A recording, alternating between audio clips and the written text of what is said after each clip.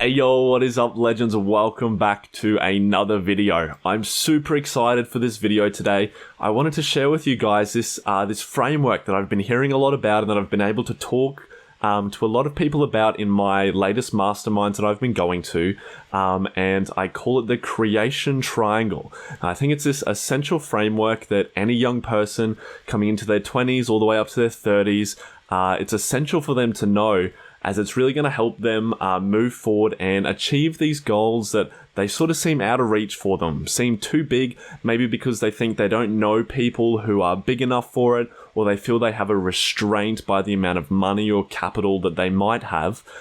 This exact framework was what I was able to use to buy my first home when I was 20. And that's what I've been able to use now moving into my businesses when I've wanted to do bigger projects and scale onto bigger things and allow myself to keep moving forward and higher and higher and higher without being restricted by that big ideal of money. Now, before we get into it, I just wanted to let you know that we are starting our Amazon FBA masterclasses from next week, which I'm so excited to finally get them started. I'll be breaking down our $100,000 per month brand in depth for you guys to sort of see and get all those insider secrets. So if you want to register for that training, there's a link down below now. The spots will fill up fast, so make sure you go there straight away. And if you get any value from this video today, please remember to invest in that like button. It's totally free and it pushes my content out to so many other people who need it. And after you finish watching this video today, you're going to totally understand how important it is for young people to hear this framework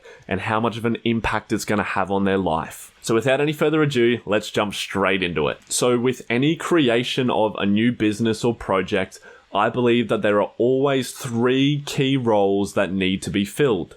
There's that of the capital, that of the execution, and that of the idea. Now, in some cases, one person can take up more than one of these positions. For example, you could have someone who has the idea and is able to execute, however, they don't have the capital to get started, which I'd imagine would be a lot of you, and that was myself when I was first getting started. I had all these great ideas and I wanted to put in the work and I was happy to be the CEO, but I just didn't have the capital to get them kick-started.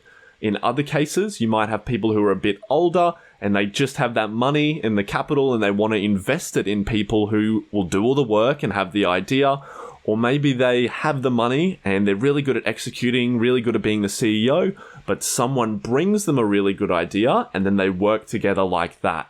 Now, what this allows for is the combination of different age groups, different skill levels to come together into the conjunction of creating something bigger. And I know a lot of people will say, oh, this is cool and it seems like a cool concept, but I don't really know any people who are going to partner with me.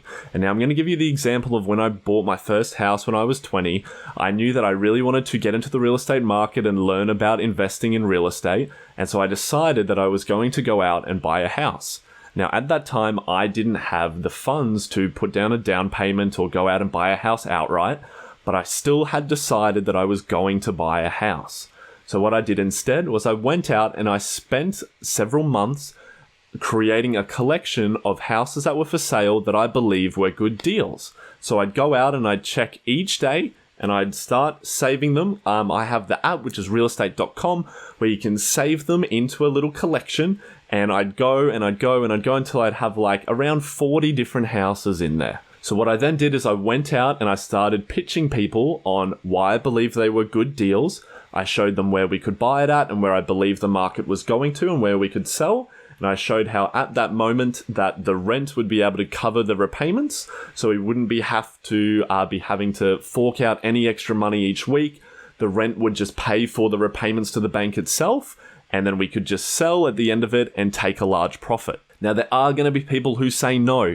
There were several people who I pitched on it and they said they didn't want to do it or they didn't want to go in with me because I was too young. And those were the people who didn't truly understand the profitability and the greatness of the opportunity. And lots said no until eventually I got a yes. And all it takes is that one yes. And they decided they wanted to partnership with me on it. They went in and they bought the property and I got a buyer's fee and a small percentage in the property. And that allowed me to dip my toes in, see how the process worked, and have it said that I had gone in and was part of buying a property. And whenever I share this concept in the framework, I think the main thing that's holding people back from it is that fear of being rejected and that fear of being told no. And I did have that before I started to get more into entrepreneurship and more into business, especially when I first started out in things like sales. I was really scared of being told no and rejection. And I watched this really great video that sort of spoke about reshifting your mindset in that to imagine if that no you just got was the one no before your yes. But if you stopped there and you gave up, then you would have never achieved that yes. That was the needle moving action. You know, if I had stopped at that no that was right before someone told me, yeah, I'll go in on the house with you, I would have never gotten the chance to get that huge amount of profit and would have never got that chance to go in and understand how the real estate market works and how the whole process goes at such a young age. So this same concept can be applied to any business, not just real estate. I have an example here, which is for Amazon, which is a lot of the stuff that I deal with now in e-commerce. If you went in and you went into a niche, which I've got here, baby gyms. I chose this example because, as you can see, they're making a lot of money. Several of these making $500,000 a month, $400,000, that's nearly $400,000. So it's huge amounts of money each month, but it's a very competitive market.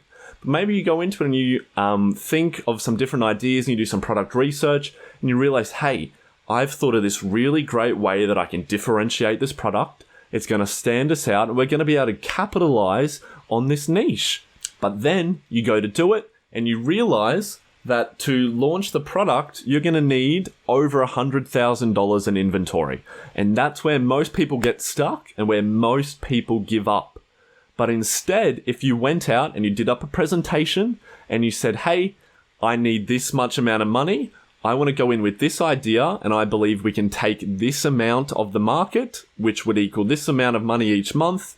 If we're able to grow it to here when we sell the company, your investment would then be worth this and you'd be making this much amount of profit. Do you see how that instantly removes that barrier of not having that initial capital? So you have two choices. You can either do nothing and sit there and give up and maybe find a smaller project that's going to slow you down and give you less return, or you can conquer that fear. You can do up a presentation and go out and start getting some no's. And the more no's you get, the closer you're going to get to the yes. So let me ask you, would it be worth it to you to get 20 no's to get one yes that lets you have a product that makes you $100,000 a month, $200,000 a month? Would it be worth 50 no's to get that? 100? I'd be willing to get 10,000 no's before getting that one yes that allows me to have that business that changes my life. So I can only give you guys this knowledge. I can only give you this framework. You can lead a horse to water, but you can't force it to drink. It's up to you to apply this. Start with little steps. Go out and start talking to people. Start building your lists of real estate. Start building your lists of products. Start practicing your pitching skills. If you want some templates or some examples of pitches that I've done, just let me know in the comments and I'll make a video on it for next time. But it's up to you guys. You can't let the excuse of not having enough money, of being too young, be the thing that holds you back anymore and forces you into settling for a life that you know you can achieve more. That's all for today's video. Thank you guys so much for watching. I really hope you got some value and I hope it has a shift in your mindset. I really don't want to see you sitting back when I know that you're meant for more in this world. Have an amazing rest of your day and I'll see you in the next video. Bye.